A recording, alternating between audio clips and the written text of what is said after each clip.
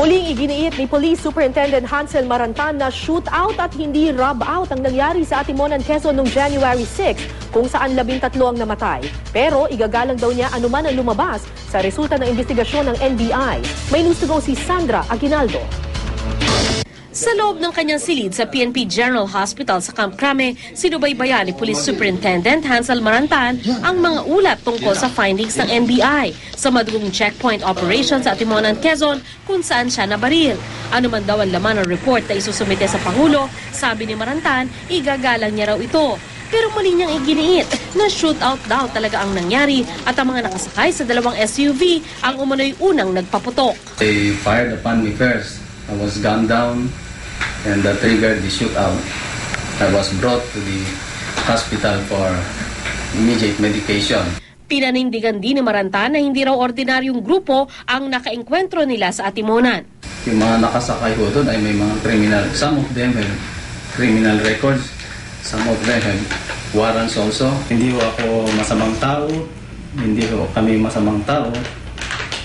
It just so happened na ang mga na-encounter ho namin ay mga hardened criminal. Todo suporta rin kay Marantan ang kanyang mga magulang. Pinalaki namin ang aming mga anak na sa mabuting paraan. Napasok siya ng seminaryan sa SVD.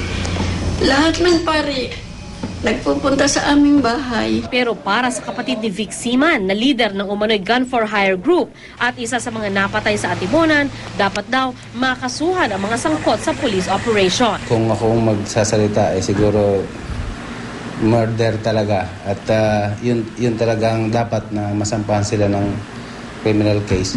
Ang mga kaanak naman ng environmentalist na si Jun Lontok, umaasang sa pagsusumite ng final report ng Pangulo ay magkakaroon na ng linaw ang madugong police operation sa Atimonan. Ang abogado naman ng iba pang police Quezon na si Attorney Crisanto Buela tumanggi munang magbigay ng pahayag hanggat di pa idinedetalye ng mga otoridad ang report ng NBI. Kapwa naman daw igagalang ng liderato ng PNP at AFP ang anumang magiging resulta ng investigasyon. Sandra Aguinaldo, GMA News.